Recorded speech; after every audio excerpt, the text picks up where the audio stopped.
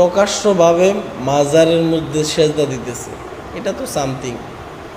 মাজারের নারীদেরকে নিয়ে নাচানাচিও করে, সেজদাও দেয়।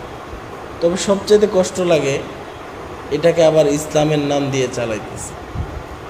সিনচন্নি তারে ই হজরত রে সিনচন্নি ও হজরত ও হে যেন কইছেন মানে ফাবিআই আলাই রাব্বিকুমা তুকাজিবান, তে গাজার মানে গাঞ্জার মানে দলিল দিছেন ফাবিআই আলাই রাব্বিকুমা তুকাজিবান হইয়া। যেন গাঞ্জা হইছে যেন আল্লাহর নিয়ামত, কইছে না গাজা আল্লাহর নিয়ামত। এই নিয়ামত রে মানে কইছে না যেন মানে আল্লাহ বানাইছে। গাজা আপনার আমার 14 গোষ্ঠী বানাই না, এটা আল্লাহ বানাইছে।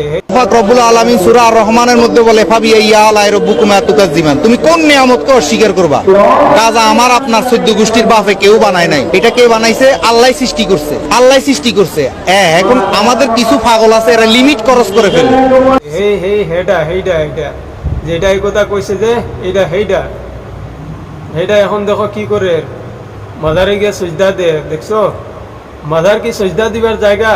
মাজার তো হয়েছে জিয়ারতের জায়গা ভাই, মাজার হয়েছে জিয়ারতের জায়গা।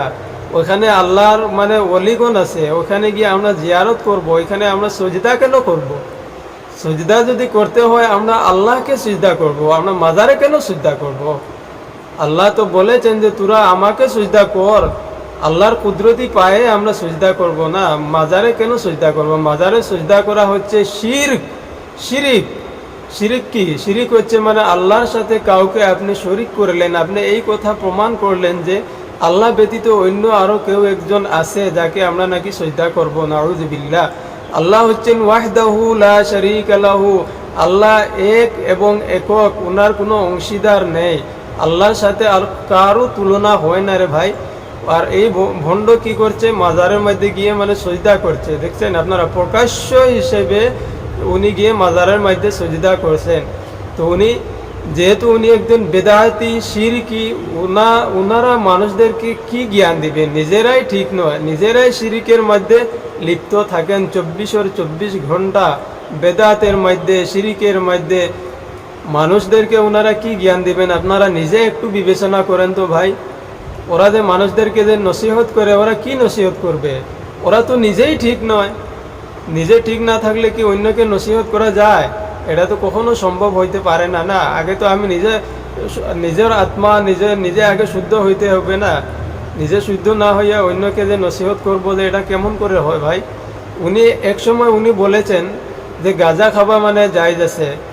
2 পয়েন্ট কি কত কইছেন উনি, যে অত গ্রাম করিয়া মানে খাওয়া জায়েজ আছে। গাঁজা খাওয়া কি জায়েজ আছে ভাই?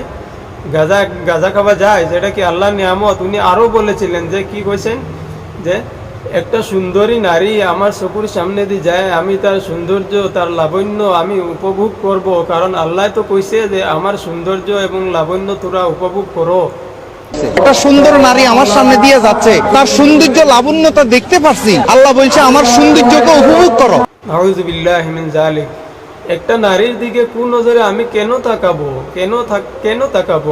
আমি আমার দৃষ্টিকে, আমার চোখকে, আমার কানকে, মুখকে, আমার অঙ্গ প্রত্যঙ্গকে আমি হেফাজত করব। আমি আল্লাহ তো বলেছেন না, তোরা চকুর দৃষ্টিকে হেফাজত রাখ।